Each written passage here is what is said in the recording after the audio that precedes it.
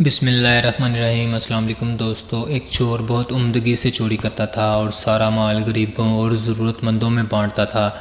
کچھ وقت گزرا تو اس نے چوری سے توبہ کر لی اور گمنامی کی زندگی بسر کرنے لگا۔ ایک روز اچانک ایک عورت روتی ہوئی آئی اور کہنے لگی کہ بیوہ عورت ہوں، بچی کا ساتھ ہے، کمانے والا کوئی نہیں، کچھ مدد کرو کہ عزت سے بچی اپنے گھر کی ہو جائے۔ چور نے اسے تسلی دی اور مدد کا وعدہ کر لیا۔ رات ہوئی تو اللہ کے حضور گویا پیش ہوا اور کہنے لگا کہ اے اللہ، آج اس غریب عورت کے لیے پھر سے چوری کرنے والا ہوں، تو ہی کارساز ہے۔ آخر وہ آدمی چل پڑا، کام چھوڑا ہوا تھا، کچھ سمجھ نہیں آیا۔ اتنے میں ایک اور شخص اسے وہاں سے گزرتا نظر آیا۔ منہ چھپائے اس نے پوچھا کہ کون؟ کالا۔ جواب ملا تم کون؟ میں بھی کالا۔ چلو پھر اکٹھے چلتے ہیں۔ کیا ہے، کوئی گھر نظر میں ہے؟ چور نے پوچھا۔ ہاں آؤ چلیں۔ اس اجنبی کے رہنمائی میں ایک گھر میں داخل ہوئے۔ جب سارا سامان لوٹ لیا تو اچانک چور نے کہا کہ سامان واپس رکھ دو۔ لیکن کیوں؟ اجنبی نے استفارہ کیا۔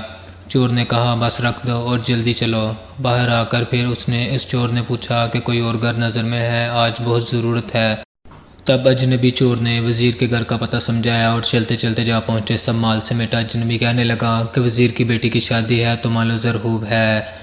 چور نے سامان وہیں چھوڑا اور اجنبی کو لے کر باہر آ گیا اور اصرار کیا کہ کوئی اور گھر دکھائیے۔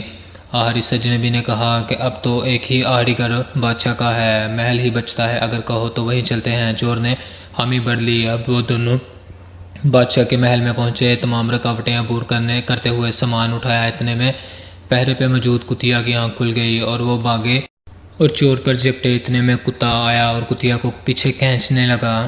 چور نے سرد آہ بڑھی اور اجنبی سے کہا یہ سامان بھی یہیں رکھ دو۔ اتنے میں اجنبی نے پوچھا ہر کیوں؟ اب ایسا کیا ہو رہا ہے؟ تب چور نے کہا تم مالک ہو اگر گھر کے اور یہ گھر بادشاہ کا ہے، میں پہچان گیا ہوں کہ تم ہی بادشاہ ہو، لیکن کیسے؟ بادشاہ نے حیران ہوتے ہوئے پوچھا۔ کتیا مجھ پہ بھونک رہی تھی جبکہ کتا اسے ہم سے دور لے گیا، یہ کہتے ہوئے کہ جب ایک مالک خود چور کے ساتھ ہے اور تمہیں کیا تکلیف ہے؟ کہ کتے کے رد عمل کی وجہ سے مجھے خبر ہو گئی ہے کہ تم ہی گھر کے مالک ہو۔ بادشاہ نے اس چور کو اپنے پاس بلایا اور کہا قبلہ آپ باقی معاملات بھی بتا دیجئے کہ پہلے گھر سے سامان کیوں واپس کیا؟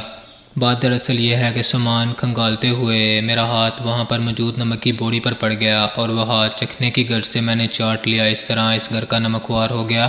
عالی جہاں میں چور ہوں لیکن نمک حرام نہیں ہوں، اس لیے اس گھر کا سامان لٹا دیا۔ اگلا گھر وزیر کا تھا تو اس کی بیٹی کی شادی تھی۔ بیٹیاں تو سب کی سانجھی ہوتی ہیں، غریب کی ہوں یا وزیر کی، تو میرا دل ہی نہیں مانا کہ ایک بیٹی کا حق دوسرے بیٹی کو دے دوں۔